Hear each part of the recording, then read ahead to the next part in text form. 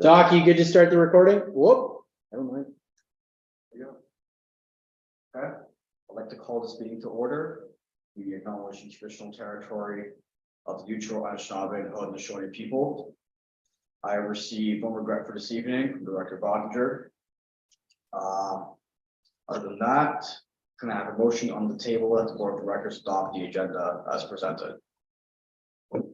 Motion by Director Leclerc, seconded by Vice Chair Phillips. Would you like to speak to your motions? Any discussion on the matter? Session none, moving to voting. All those in favor?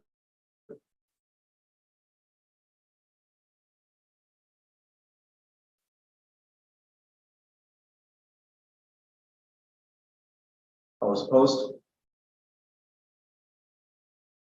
And any abstentions? Okay, the motion passes 8-0-0. I've received no conflicts of interest for tonight's meeting. However, if anyone would like to declare a conflict of interest, please say so now. None. Awesome. Onwards to Congressman Chair of the Board and CGO. So I have a few things to get to. First things first, we had successful ownership linkage events last week. I'm very happy to see the turnout for those. Very happy to meet some of the directors who are running again, and some of the new candidates and reclaimed directors. It's a really good time. Look forward to doing those in the future. On that note, we do have a date picked for the Brantford ownership linkage event. It will take place on February the 9th at 7 p.m. However, I won't be able to attend because the next day, right at 10 a.m., I write my LSAT. So I will be in Toronto. It's exciting. You're going to have to once again reschedule the meetings because I've received some different work schedules, and we're gonna have to reschedule them for next few meetings. So we'll get around to that. Also, within the schedule, we have Valentine's Day, which is supposed to be a board meeting day. I want to have a discussion to see whether or not we want that moved, or not we want to keep it the same. It's really up to you guys. And finally, yes, Vice Chair. No, you can finish your report. I was just going to comment on the scheduling. Sure.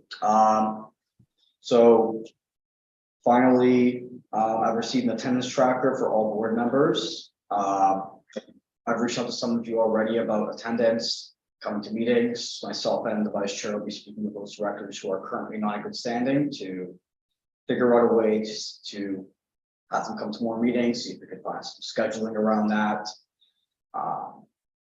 Yeah, that's all for my reports. Vice Chair Phillips, you can go ahead. Hi, everyone. I am back. I'm on co-op this semester, so apologies for my absence over the last month. Thankfully, my work schedule has leveled out a little bit, and I'll be working from 11 a.m. to 7 p.m. for the rest of the semester, or for the rest of the month of February, hopefully the rest of the semester. That being said, if a board meeting time after 7 p.m. would work for everybody, that would be great. Okay. We'll figure this out in the in-camera session once everything else, once we get through everything else, but we'll definitely find time to schedule around that. Yep, that's all for my comments. Any questions, further comments towards me? Can I ask a quick question? Sure. The simple ask for rescheduling is to bump meetings from 6 o'clock to 7 o'clock as scheduled. Would that not just be a motion and then a discussion? Because you could theoretically knock that out right now. Sure. Does 7 p.m. work for everybody at this date? No?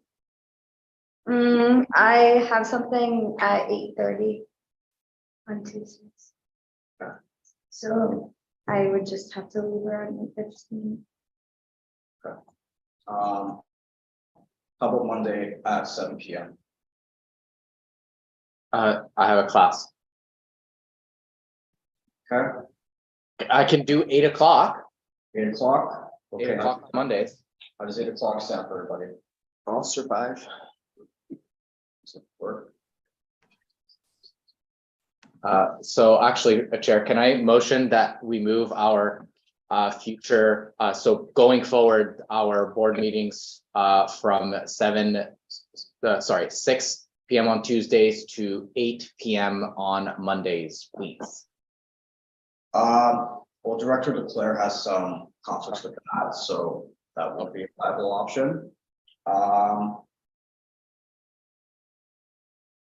you free after 8? So you said it's at 8:30. What time is it end on Tuesdays? 9:45. Okay.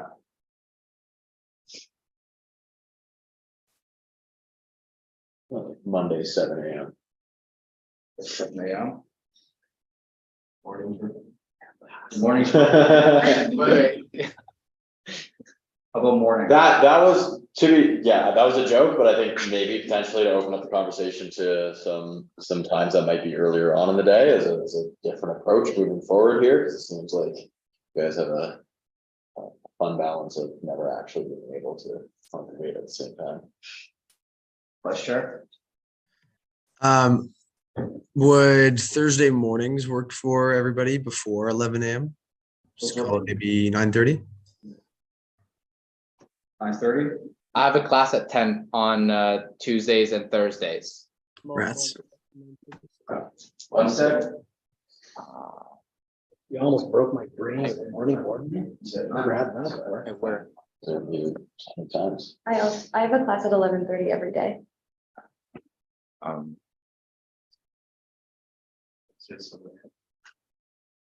What if we did the Thursday nights, like after 5:30? What's everyone's schedule looking like on Thursday nights?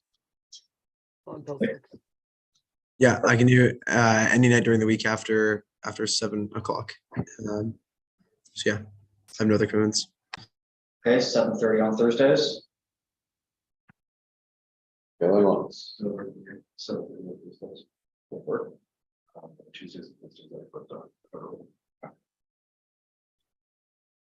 So actually, can I now motion that we make the board meetings from today on at Thursdays at 7:30 PM? Hang on, what time do you get off on Tuesdays and Thursdays? I don't have anywhere on Tuesdays and Thursdays other than school schedule. Oh, I thought you said. Okay, so yeah, 7:30 on Thursdays would work, it looks like. So it also fixes your Valentine's Day problem. Yes. Okay. So can I have a motion on the table to fix the board meeting schedule to every second Thursday at 7:30 PM. Commencing February 16th, 2023. Right. So motion by Chair Phillips, seconded by Director Murphy. Would you like to speak to your motions?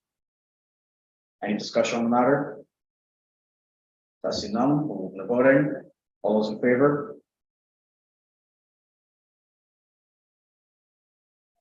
All those opposed? And any abstentions? Okay, so that's seen none, the motion passes 8-0. Onwards to comments from the president and CEO. Take it away. All right, welcome back, everybody. So big one. Not sure if everyone's aware, we have a president-elect. It's a big deal. Megan Spendler was elected with, I think, around 90-something% yes votes. So that was great. She would be here tonight, however, she had prior commitments, so she does want to meet the board in a formal capacity as soon as she's available too. And I did want to say congrats to everyone on a great election season. We hit 15.3% of student population, or the undergraduate population rather, which trumps last year's and my 14.2%. So I owe Megan Spendler a drink. Beyond that, as soon as Spenny got in the door, we hit the ground running pretty quickly. VP apps have been marked and interviews for the 5 VP positions for next year have been sent out and mostly confirmed with candidates for those positions, and will be taking place over the course of the next 2 weeks with the debrief scheduled for next Friday. So ideally, we'll have a team kind of built by then. On the subject of building things, we are also building the budgets for the 2023-2024 academic school year. So that's fun. On top of that, I'm not sure if there was an update given on this last board meeting with the 2-4 lounge. I honestly don't recall. I don't remember anything about the 2-4 lounge. So, 2-4 lounge is unfortunately a Waterloo specific update. Sorry, Brantford. 2-4 lounge was renovated structurally back in right before the pandemic. Most notably with the addition of the gender inclusive washrooms, pardon me. And so while that was finished structurally, I'm sure you've noticed that the furniture out there is looking a little bit dated. The old pink kind of gross feel to it is not my kind of vibe.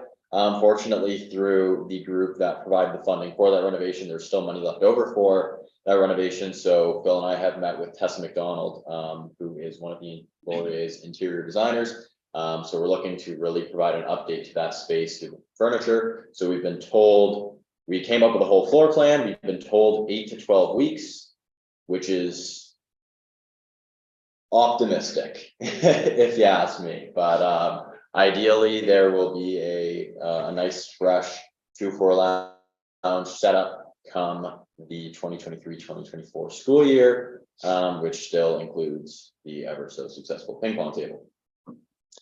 Beyond that, we have our sexy week in February, which is the week of Valentine's Day. We're running a bunch of programming related to Valentine's Day. So keep your eyes peeled for promos surrounding that. That's all I got. Beyond my 30-minute presentation, that was it. You will not, you've not heard the last of me yet. Okay, any questions or comments for President and CEO? No? Okay, as I see none, we'll move onwards to comments from the Executive Director and COO. Bill, you can take it away. Yeah, I don't have a ton to add to that. Wasn't already included as part of the agenda package and Shane kind of touched on, but I would like to shout out everybody for kind of supporting Laurier Votes and getting out a higher percentage of undergraduate students to vote than we've had in the last little while. I'd like to congratulate Megan and look forward to working with her in her upcoming year and the very important steps of hiring her team. Arguably the most important thing any president-elect does is choosing that team. Not sure what that was or where it came from, but there it is. And then shout out to Ava and Ian and Kayla and Shane and anybody from the marketing team that had any kind of hand in spreading the word to those students. Pretty successful year, pretty successful event for elections night. Shout out to Frankie for not speaking into the microphone when announcing all of the winners, etc. And congratulations also to the Grand River Transit and look forward to kind of getting a new agreement with them as the students voted overwhelmingly in favor of continuing the UPass here in Waterloo. So yeah, we'll get to work. Awesome. Any questions or comments? Yeah, got a question. I just recently spoke at a Senate meeting with Ivan Joseph in regards to the Milton campus. I thought, and he directed my questions in a general way to you, Phil. So I was wondering if you have had any sort of robust conversations in regards to the Milton campus and its impact on the SU. It's not really, it's a very vague and broad question. So have we had conversations amongst ourselves and with the university with regards to what the Milton campus looks like? The answer to that is absolutely. Obviously, we are very concerned with the current status of the economic situation with the university. And I'm really curious to see what the actual impact on that plan for Milton will be. But we have full plans to kind of get together and figure out what that support system looks like. The early days of the undergraduate population on a Milton campus is slated to be relatively small, so we'll partner with our student affairs partners as we did with the Brantford days in early days to make sure that there's a generalist kind of present on campus to be able to provide services on a multi-campus level. And as the assets grow within the Milton campus, we'll be able to kind of get physical space, et cetera. So it's a bit of a slow moving target, and we're not entirely sure what that looks like at this current time. So we've been in conversations with, I'm going to say architects, but I'm not entirely sure that it's architects, but people planning the physical building space in Milton in terms of what will be allocated to our partners in that venture at Conestoga College, but also Wilfrid Laurier specific. And within that, what kind of space does a graduate student need? What kind of space does an undergraduate student need, et cetera? Thank you so much. Follow-up question will then be, what impact, if any, will the opening of the Milton campus have on the student union budget, and how are we going to prepare for that? So, I mean, you're asking very big level, high level questions. So obviously there would be an economic impact. We'd have to be able to develop what the service plan is for those students in partnership with our student affairs partners, as well as those in the GSA. There'd obviously be an increase to the budget because we, in theory, would then have an increase in student population and student fees. And it's an ongoing moving target in terms of what those actual plans are. And we're a long way from launching anything in particular with any kind of strong. Okay, cool. Thank you so much. Okay, any more questions or comments? Those are popping off today. So onwards to the report of the election results. So if you can all go to page 4, that's where the election, this is a packet that was given on election night. You clearly see the presidential election result, the way that directors were elected through single transferable votes, the way that the Board of Governors and other faculty associations conducted their elections, the referendum questions. Are there any questions or comments about the elections at all? I just had one, and just to start with, I want to echo the congratulations of everyone in getting that increase in the vote. Specifically to the president and the executive director, what advocacy have we had from Greek life councils and anything like that in helping to affect more voting? So as far as I'm concerned, this year, there was essentially no effort made there, as we're still working through what our MOU will look like for Greek life. It's process taking longer than we initially anticipated, but that's an agreement we're still working to get signed. On a personal note, I know when I was running for president, I made an intentional effort to speak with as many sororities and fraternities as I could get a meeting with. So I can't speak to whether or not whether it be board candidates or the presidential candidate took initiative to go and do that. But as far as the organization as a collective is concerned, or as far as the organization goes, I don't think Greek life was leveraged in the way I think you're implying it could have been. All right, Vice Chair Phillips. Yeah, to follow up on your question about Greek life attendance at voting, as a director on the board, I made sure to share voting information to all of the Greek life organizations that I'm connected with. So although there wasn't anything done through the Greek Life Council and the SU itself, there were efforts made by directors on the board who are in Greek life to help make sure that there was a good voter turnout this election. Yeah, absolutely. Like on a personal note, I've gone around to other Greek life organizations and I've seen a lot of advocacy there for the election. I've seen a lot of enthusiasm for it. In terms of officially mobilizing Greek life, like Shane said, the MOU hasn't been signed yet. That's still work in progress. That's why that'll be a section in there. I think it's out of the question right now, but in the future, maybe a question that could be asked. Awesome, thank you. Okay. So, like the Director Corey said, we had some very good turnouts. We had 15.32% of the vote come out. And we have some very qualified candidates who were acclaimed and who were elected. Looking forward to a great year. Are there any further questions or comments? Yeah, I just wanted to ask, could we strike maybe a committee later in the semester to see what we could do, or soon, really up to you, Chair, as to what we can do to update the policy to make it so that we can increase turnout even more? I believe that we are already doing that with when we update the election policy and when the governance coordinator will send her election report to the board. So Ian, do you have an idea of when that report will come in, or? So essentially, we'd be looking for kind of a recommendations from the Laurier Votes team, looking for, I think that's all culminating in and around the 28th of February for that meeting, which is also when we're hoping to be able to invite the board elect to sit and potentially vote and for their chair, so that we can work with the chair elect to develop a robust training session for that particular group.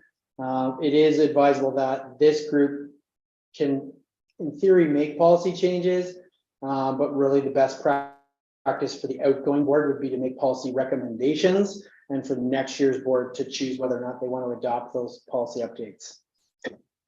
One thing I forgot to mention in my updates is that due to the timeline of the governance schedule, we'll most likely be hosting the chair elections for the next board on February 28th for the next board to decide who their chair will be. Is that now March 2nd? We bumped it. All right. Oh, right, yeah, so that would be March 2nd. Okay, it's gonna be March 2nd that's happening. Are there any further questions or comments? Vice Chair?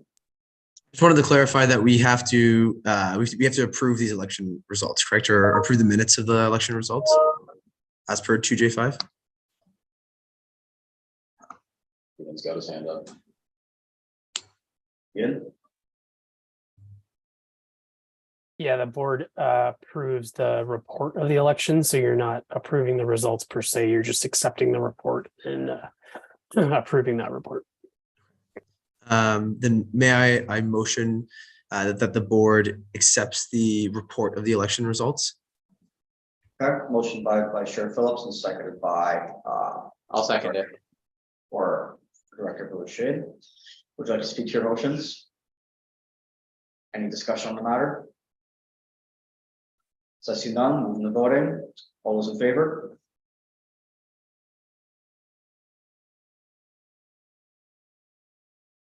All those opposed? And any abstentions? Okay, so I see none, the motion passes with unanimous consent. Onwards to the fall term financial report from Mr. Turner. Go ahead when you're ready. Yeah, hi, everyone.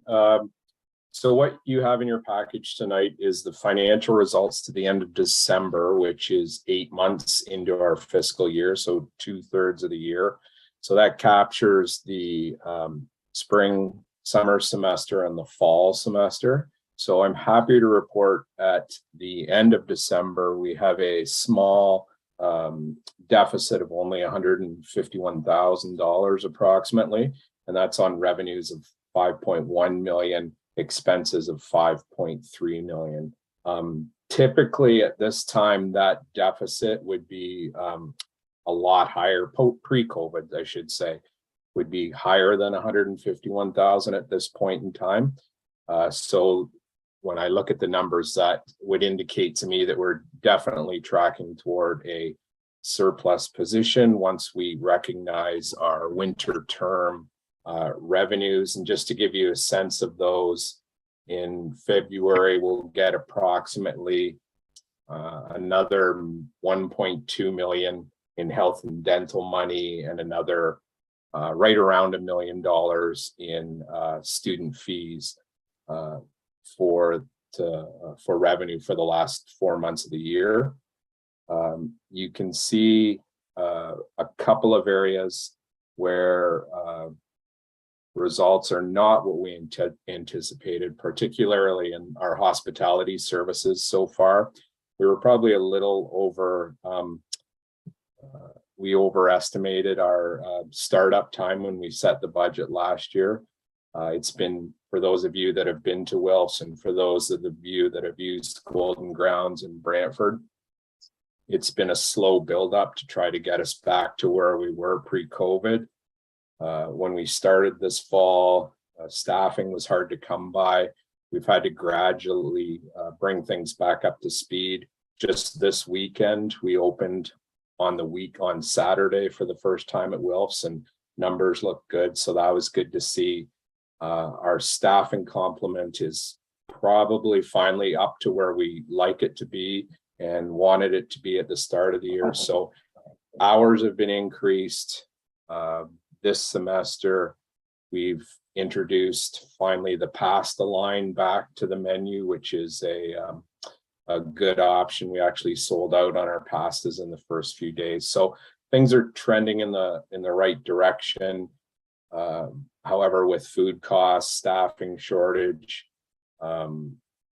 bringing an undergrad population up to speed on the fact that Wilfs is actually on campus and opening when you have first years through third years that have never really seen it open. So it's a whole new ball game for us, but we think it's moving in the right direction. We'll keep you posted on that.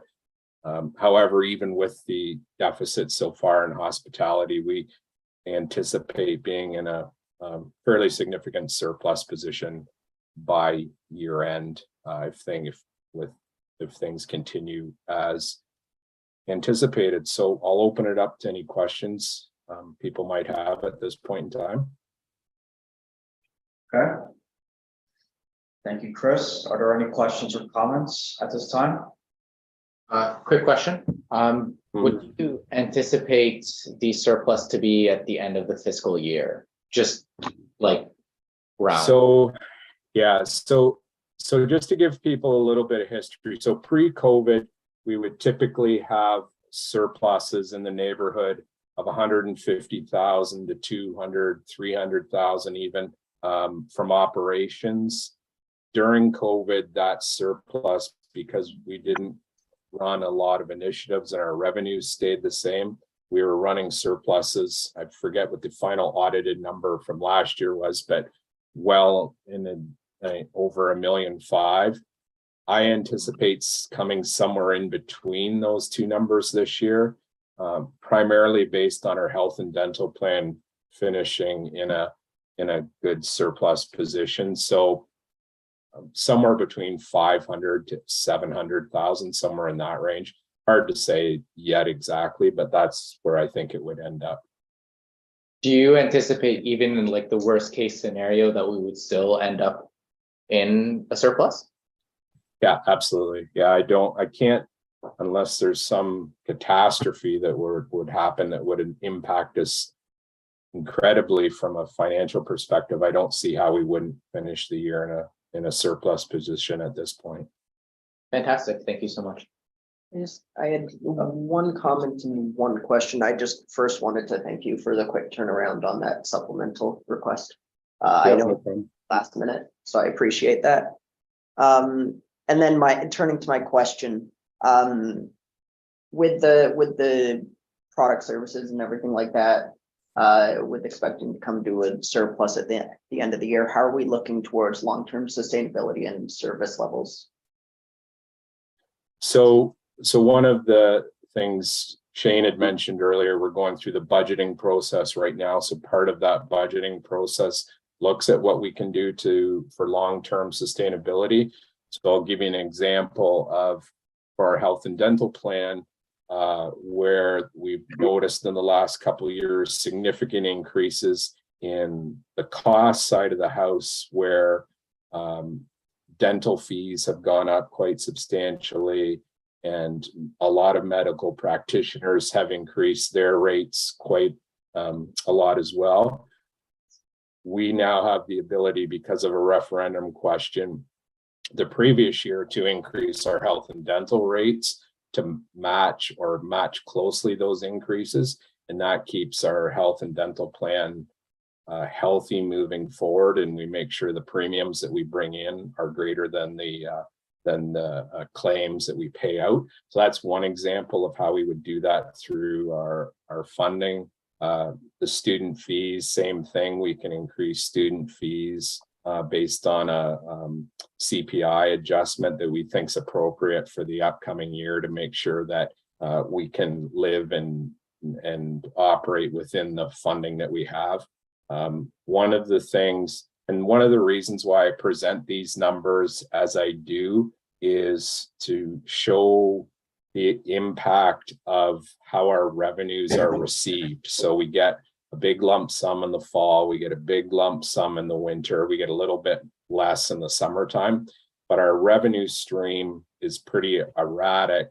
So we have to monitor our cash flows quite carefully to make sure we've got enough money in the bank to make payments as required. So that's the other thing we do, is always do a careful review and look at our cash flow moving forward to make sure that we're always in a position to meet our obligations, both from an operations and a debt perspective. So that would be another example of something we're working on. Quick question. Again, I'm sorry, but when we run these deficits by term, we're just spending out of our cash reserve account. Is that correct? That's correct. Yeah. So we have, and I can show, I think part of the ELs that come to this group, I can't remember when the next one does, there'll be a cash flow analysis that shows you roughly our cash flow perspective. So we've got millions of dollars in the bank right now that when we're operating at these deficits right now, we have excess cash to carry us through during some tighter periods, which none of you would have been around, but if I go back 7-8 years, it was quite tight. And so we had to monitor things extremely closely to make sure we had money in the bank to meet all our obligations. But we do have, kind of knock on wood, a little bit of excess cash. And I think it was you that had asked last time we talked about this. So we just actually invested $2 million a few months ago into a laddered GIC portfolio. So, which is good news. We were making fairly good interest returns on our regular bank account, but the GICs are a little bit more. So that'll bring in over the life of these investments, 15 to 20,000, 25,000 more in interest income. So that's one of the things we're doing right now. Fantastic. Now, in the hypothetical scenario where we do amazingly well at the end of the winter semester, at the end of the winter term, we operate very well operationally. Is there a possibility to return or maybe to give like a bonuses to the staff who contributed to the student union success? I don't know. Yeah, we could look at that from an operations perspective. Actually, what will happen every year is we'll bring a list of, if we do have excess cash at the end of the year, we always bring a list to this board to say, hey, we've got some extra cash. Can we use 100,000 of it to make a one-time payment down on this loan that we have with the university? Or can we use 40,000 of it to renovate this particular space? Or can we contribute more money to student bursaries or something of that nature? So I anticipate, I can't remember, Phil, what time of year it was we brought the last list to the board, but sometime in the spring, a list will come forward of things that we're considering to get the board's approval of that list. Right. So would like staff compensation be something that you could bring up in that list? Just give us an option. Yeah, it's actually something that we've never really considered before. And that can get a little tricky because we are dealing with student funded organizations. So to use student money to pay out bonuses to staff, it could get a little dicey, but we would consider it. Okay, thank you. Okay, any further questions or comments? Okay, so I see none. Is this a report that we have to approve as a board or? So it's part of policy, so I believe it was last year's board formally replaced quarterly financial statements to term statements. So you would make a motion to accept this report as the fall term financial statements, yeah. Okay, I have a motion on the table to accept the fall term financial report. Motion by Director Claire, seconded by Director Corey. Would you like to speak to your motions? No. Any discussion on the matter? So see none, the voting, all those in favor?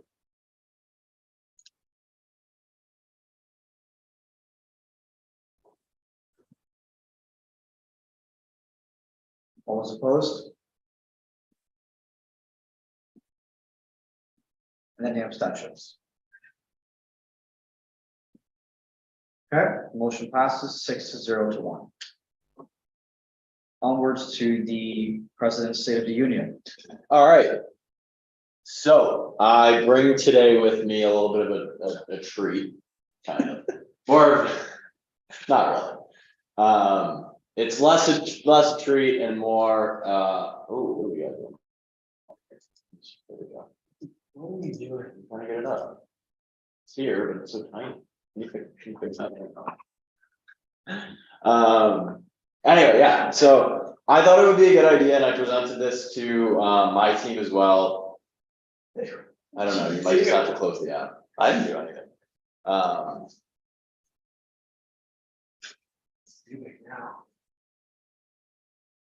There we go. Do you want to share that? Thank you. So I presented this to my team for a few reasons. I think there's definitely some success we saw last semester, and I want those successes reflected upon and used as motivation to rather than kind of get complacent or content with the successes we've had, to use that kind of as fuel to keep on going, because we are on the back path of our year. Our replacements are through the door. In my case, I feel like a older brother when the baby gets brought home from the hospital. But I just want to kind of use this as fuel to keep us going. I think it does a really good job of providing a snapshot into the full scope of the operations of the Students' Union, which is something that the board doesn't always get to see. I also think it honestly is just a strong accountability measure, as I ultimately do report to the board.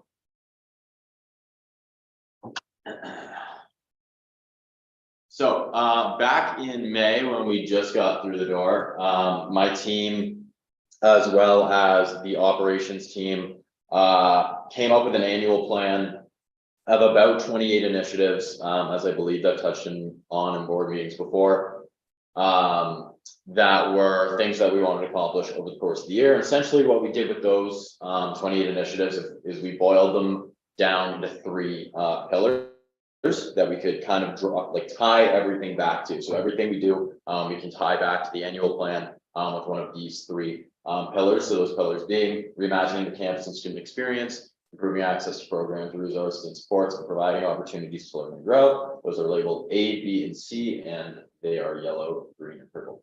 Sorry, Doc, I know you can't. I know you can't see those.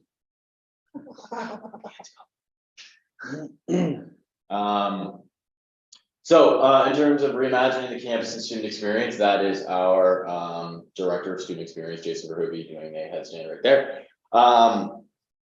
That's not the point of the slide. So in terms of what I would consider to be initiatives accomplished throughout the fall semester, engaging general students and kind of reimagining the Fred Nichols Campus Center. Back in September, we got 140 something tickets to College and Universities Night at the Jays game, and just allowed students to get on that bus for, I think, $15 a piece, like full round trip and the ticket, and they got a Blue Jays hat with the Golden Hawk logo on the side.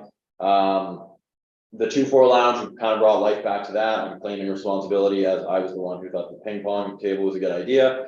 Outside of that, we've had escape rooms. We've brought back Wilf's programming on a weekly basis. Orientation week was a huge success. And even our One Direction night was a huge success. We're to the point where we're actually counting for cap at Wilf's, which I've never seen Wilf's that busy in my 5 years here. So I think that's really good news. On top of that, I think I touched on resocializing the FNCC there. Volunteer incentivization and merch. I think we've done a really good job of building out the students' union point system for our volunteers so that they're able to not just feel like they are putting in their effort, but also seeing some appreciation in there through our point system, through allowing them to claim merch and kind of build our brand through that merch on top of our health and wellness merch, which we sold out of back in November. So I think those, I'm really happy to call those successes. On the Brantford front, where there have been events in the level 1 lounge, we have accommodated adult beverages, I'll say, to those events, despite the challenges that it faced. I think we have a better idea of what that can look like moving forward, but the fact that we've been able to accommodate our events in that space, I think is a success. And then our campus specific engagement strategy, that's specifically referring to the launching of our Campus Life Waterloo and Campus Life Brantford Instagram pages, just to make sure that students on different campuses aren't getting the wrong information. I know last year when just the York Students Union Instagram page was the only Instagram page, it was very easy for a Brantford student to feel like they were being left behind and not really being paid attention to when things were going on in their campus. And now I feel like we've done a good job building that platform to the point where that's something that they can pay attention to and feel like is really theirs. On top, in terms of what's in progress, SU Bets, that is what I want to launch a March Madness tournament, free to enter for any student, undergraduate student at Laurier, with some fun prizes. I think that'll be a really good opportunity to kind of tie in programming with Wilf's. House Olympics, I'm sure Phil touched on it last week. We pushed that back until about, I think we're going to start promo next week, and then that's slated to start during March. Hawks Help the Homeless, that's a Brantford specific initiative that Kayla, my VP of Government and Stakeholder Relations, is currently planning right now. Faculty Association Collaboration Clubs Competition. This is something that I brought to my VP Clubs and Associations, Haley Running. Unfortunately, she's had a lot of trouble getting a lot of the initiatives she wanted off the ground this year due to the burden that has been placed on her with dealing with clubs and dealing with room bookings this year, which has been a nightmare. I don't think I need to touch on that any more than I already have this year. On top of that, in the fall semester, we tried to partner with athletics for some intramural tournaments.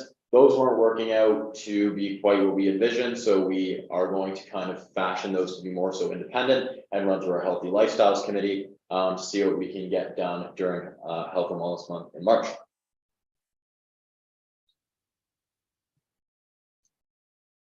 In terms of, oh, there's Ian.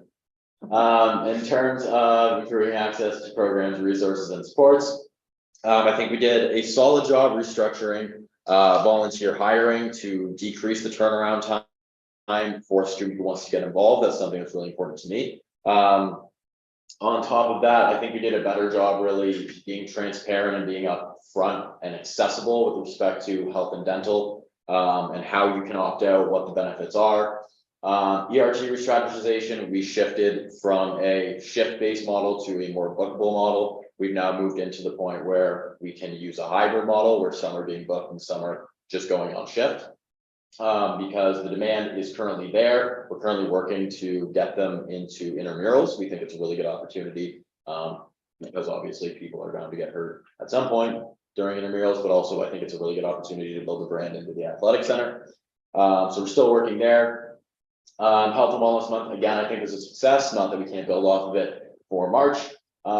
Small thing, but something I was really happy to get done is now we have, I want to say 5 or 6 remote point of sale systems for general use for the students union, whether that be Shinorama collecting donations, whether that be a club wants to sell Krispy Kreme donuts, they no longer have to use cash box. That can be done through credit card, which was a struggle as most students don't carry a lot of cash unless they're going to the bar. On top of that, I'm really happy to say that we accomplished menstrual equity in the FNCC. I think that was something we did coming into the fall semester. That's something that I had on my campaign platform, so I'm happy to see that accomplished. In terms of initiatives in progress, the committee's handbook is coming along a little bit faster than the club's handbook for reasons I already touched on. The committee's handbook will try and do a better job spelling out of how or exactly what committees are, what's the purpose they serve, the point system being updated there, how hiring usually goes, et cetera, et cetera. Brantford student safety initiatives. This was actually made over the course of the winter break. So these are still in progress, but we were able to meet with Brantford politicians through local advocacy week to advocate for student safety on the Brantford campus. We're currently trying to automate foot patrol and food bank to make their processes more efficient, and we're kind of trying to go through a food bank remodel while also adjusting to how a collaborative initiative could work with the GSA's new mini market. Again, that one's a little bit Waterloo specific, but we think there's a lot of opportunity to collaborate with that initiative and expand what we're doing for food insecurity here at Laurier. And then finally, we have providing opportunities to learn and grow. So we did have our rally against gender and sexual violence. We did do our homecoming local advocacy. Our clubs and associations training was kind of tightened up on in terms of what was going to fly this year versus what was flying last year. I think Haley's done a really good job of trying to keep the policies that we enforce in place. Get out the vote. We had success with both the municipal and provincial vote, as well as a couple events to go along with those, as well as the campus advocacy committee rebrand. That was, I want to say, the outreach committee last year, and I think we've done a better job making it turning it into something that people want to engage with as the campus advocacy committee. So I'm really happy about that. In terms of what's in progress, fostering and maintaining internal relationships, that's never going to stop. That's always going to be in progress. Obviously, relationships always need maintenance in terms of making sure we're getting the most out of them. So that's always going to happen. I talked to my VP of GSR today. I do want to figure out what we can put in Health and Wellness Month for a sexual health and wellness or gender and sexual violence initiative, because that is one of my priorities personally. Again, the Greek Life Memorandum of Understanding, we're still working to get that all signed and ready to go for next year, as well as an EDI initiative, what EDI could look like through a students' union lens. Still trying to figure that one out. That one is definitely top of mind for our incoming president, which is really good. And I've had some conversations with Adam Lawrence of the students' office of some ideas. But yeah, again, all stuff in progress.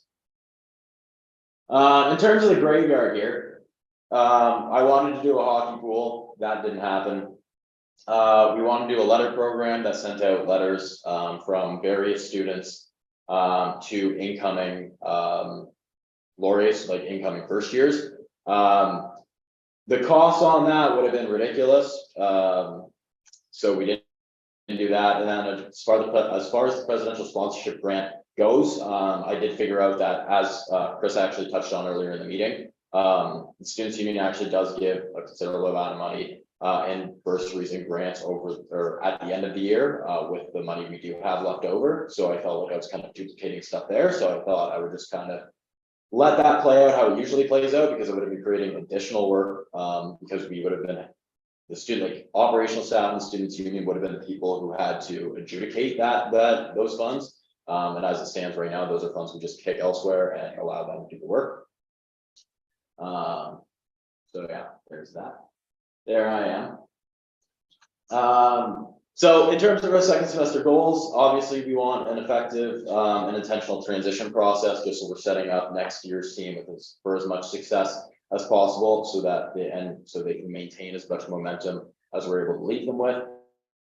Completion of the SWOT exercise. So right now, Phil and I are going through an exercise just to evaluate the structure and the processes of the organization, see how we can improve efficiencies there. House Olympics, again, I touched on that one already, Health and Wellness Month 2.0.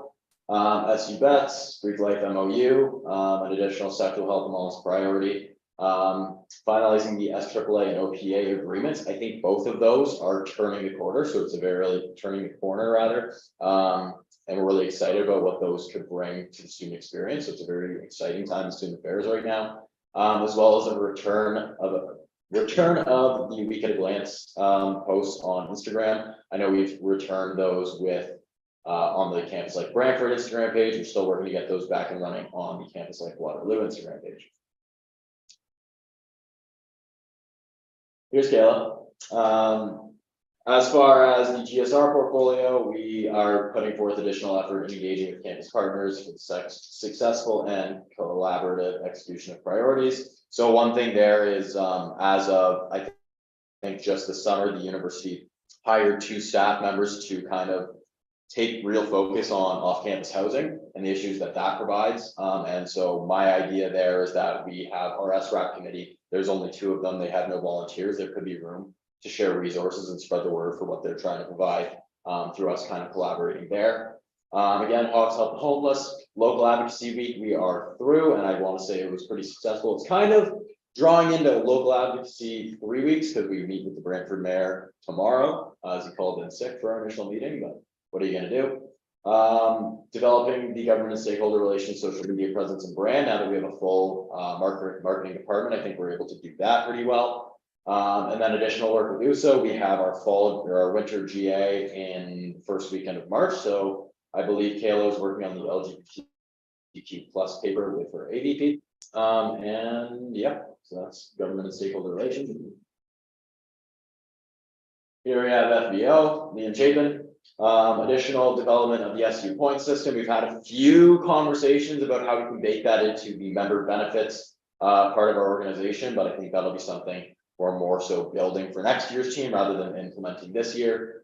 Efficient winter hiring, obviously, the faster VPs get hired, the faster AVPs get hired, the faster volunteers get put into their spots, and obviously setting them up for success means getting them in the door, getting them on board as fast as possible. Successful execution of winter kickoff and VA events. Though we did have our winter kickoff here in Waterloo, that went very well, and I believe he's already starting to have ideas around volunteer appreciation for the end of the year. Unfortunately, he will be in interviews for the foreseeable future.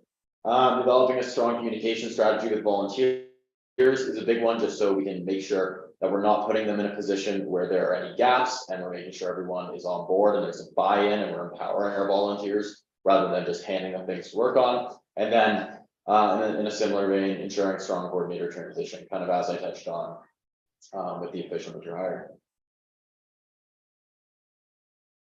Here we have Mackenzie Lake, VP Student Services Waterloo. We do want to have an increase of the quality and quantity of intentional programming. I think that was kind of showed through the One Direction night about how we were able to really figure out an event we wanted to execute on. We had the whole staff kind of buy into what we wanted to do through the marketing, and I think the results showed.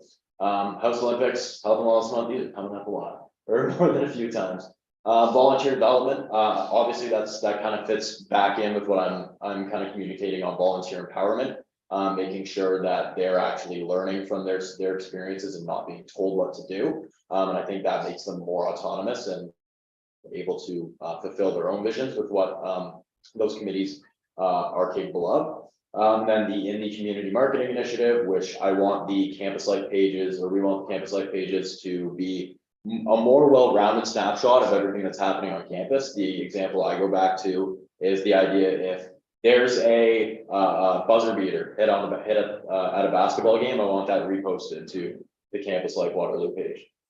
And then a campaign to push Empower Me. Actually, I was at home right before this board meeting, and I saw there's a tweet at Spotted at Laurier talking about I think it was called Good to Talk, talking about how it's a free phone line to call for those struggling, and it's unfortunate that some students don't know that we do have the Empower Me program, which is a program that essentially does the same thing, and that students pay for through their fees.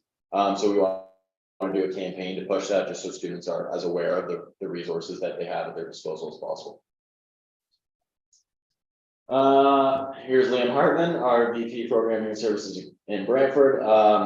Creation of greater student team and brand awareness. And being intentional with how we're tying the brand to the events that we're having, whether it be Level 1 Lounge, whether it be past programming, whether it be Hudson's. Obviously, there's always room to expand to students who don't fully understand what the student team does for them. Building a culture of engagement. So rather, I always talk about the idea of participation versus active engagement. We want our volunteers, rather than feeling like they're just participating or again being handed things, feel like they're engaged. With a specific note there on building an intentional relationship with the Laurier Brantford YMCA, how we can leverage them as partners, and then stronger communication structure with coordinators. I think he's developed a more functional meeting schedule with how they're meeting together, and now they're meeting collectively as a unit. And then again, Health and Wellness Month 2.0 and taking a more intentional approach in the Brantford campus in terms of what that can look like. And then Haley running. Again, club's handbook. We want to do a club of the month relaunch, which just essentially praises the clubs that are doing the best in terms of using the funds that they are being allocated, doing their best to adhere to policy, doing a good job engaging with the greater campus community. That's something we want to reward and incentivize because I think that makes engagement more cyclical and is kind of a symbiotic relationship between how we operate with clubs and how clubs operate with the ownership. A hard push for the nest. We want to get our students on the President's platform just so they understand that's where to go to get involved. A campaign to push the clubs and associations Instagram, training the clubs and associations marketing committee to ensure better quality and more organized promotions. Now that again we have a brand identity manager, we're able to do that as that's part of that role's responsibilities. Then accountability for full and proper use for allocated budgets. That one's more specifically pointed at the idea where some clubs will request $500 for the semester, and then they will be allocated that money, and then they won't use it, which is unfortunate because there are clubs that could have used that money that obviously were declined because we have to accommodate for all clubs. So figuring out how we can make that work. In terms of marketing, we want to establish a clear procedure and promotion for who to go to between our two marketing managers, those being Grace and Rebecca, Grace being the promotions manager and Rebecca being brand identity manager, just so my staff can know who to go to, because we're switching from Grace was the only manager in the marketing department, so she was kind of taking it all on. Now we're able to split those responsibilities up, and how can we do that as effectively as possible? How we can build, organize, and efficient campaigns. We set up a system that is essentially a checklist where we meet with Grace 2 weeks in advance of when we want something to go live. We get all the information down on paper, and that's how we're able to execute. Working more effectively with volunteers to establish brand standards across the organization. So just committee marketing executives understanding what we're going for in terms of what communication needs or what information needs to be communicated on our social media pages, whether when they're going through programming or hiring or what have you. As well as they've launched a lunch and learn program where they've been meeting with the marketing executives from each committee, just teaching them the brand standards, where to find everything in Canva, et cetera, et cetera. So I think they had their first one on Friday and it went very well. And then ensuring, again, this kind of ties back to the in the community segment that we want to get off the ground, ensuring we're sharing what else is happening in the community, week at a glance, content sweeps, so just so we're not missing anything in the community and being able to share it. So yeah, basically again, to recap, we're 8 months down, 4 months to go. The 2/3 thing is the joke that I can't do math. My bad. And that we should be proud of what we've done. We should be excited to improve. We should be excited to end on a strong note. We should want to leave the students union in a good place to be picked up by our successors, and that we shouldn't get complacent. And that is my time. All right. Thank you, President Sillington. Do you have any questions or comments? For the President and CEO.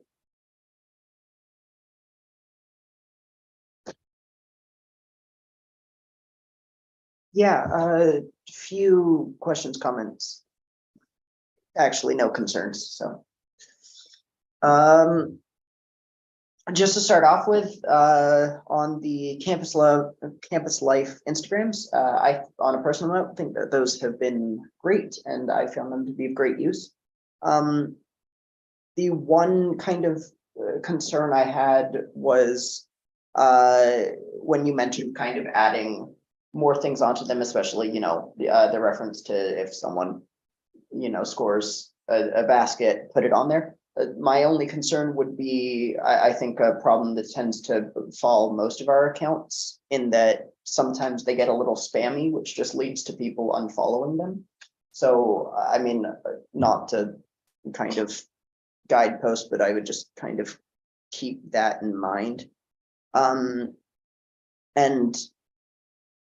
second, what exactly is the Hawks Help the Homeless thing?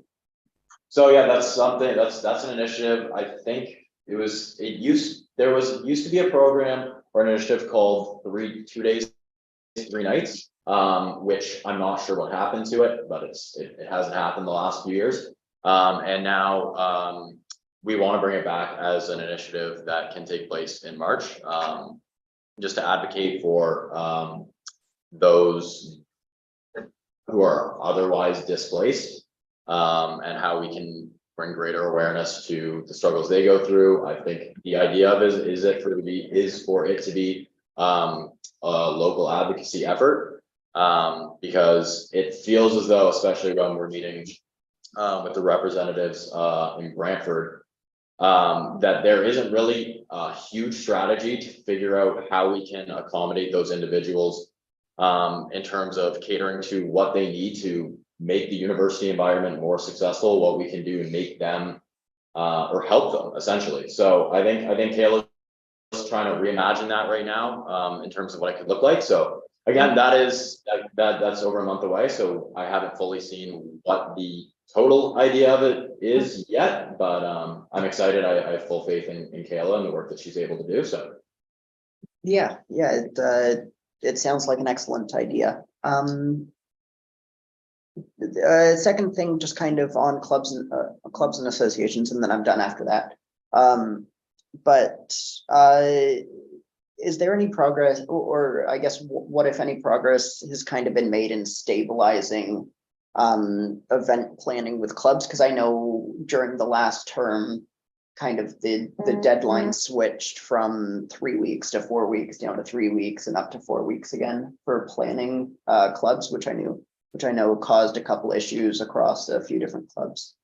So I just wanted to check if that's been addressed and kind of. So I've actually had a couple conversations about that this week. With that said, I think I'd rather discuss that in Karen. Okay. If I could just add, I really appreciate your presentation today, Mr. Symington. I'm really glad that your successes on the Waterloo and the Brantford campus have panned out extremely well. I appreciate your dedication and the dedication of your staff in advocating for student issues here. And I look forward to a positive transition into the next president. I did want to ask, what is SU Bets? Like, what's the idea behind that? That's just, so the idea behind that is I think there's a really good opportunity to tie in March Madness, which for those who don't know, that is the NCAA basketball tournament that takes place in March. That's something that's gets like a lot of engagement through students who might be otherwise disengaged. So for example, when I'm a huge sports fan, there's not if I'm someone who likes sports a lot, there isn't a huge a defined avenue to find any engagement with the students union. Right. So I feel like tying the idea of an NCAA pool, which is totally free to engage with. The idea is the leaderboards could be put up on digital signage across both campuses. And then tying that into programming, whether that be in Wilts, whether we make something work for the Level 1 Lounge, whether we try and partner with Hudson's, just to try and draw attention to the fact that, hey, we're having this big tournament, and with prizes for those who do. The whole idea isn't fully baked, but I think it's just a good way to rather like engage with the rather disengage or a rather disengaged segment of the ownership. I mean, that's great. I'm a sports fan, but like motorsports, not like, other side, the human side. So I kind of understand, the general concept, and I'd love to see it, actually happen. I think that's really cool. I really appreciate your efforts, this past term, and I think you have a lot to be very proud about. So thank you so much. Appreciate it. Okay, are there any further questions or comments for President and CEO? Okay, see none. Thank you, Shane. That was a very great presentation. Great to see all the fine work you're doing and the work that you plan to do throughout the rest of the year. So now we'll move onwards to the in-camera session. So, yeah, Yeah, can you just include Ava in the motion to go in camera, please? yeah. So can I have a motion on the table to enter into in-camera with our governance coordinator? Motion by Director Lucien, seconded by Vice Chair Phillips. Would you like to speak to your motions? Any discussion on the matter?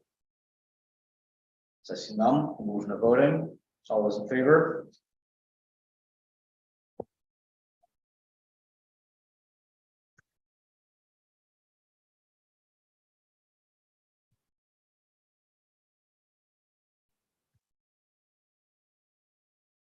All those opposed?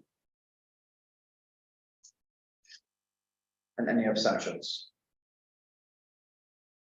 Okay, motion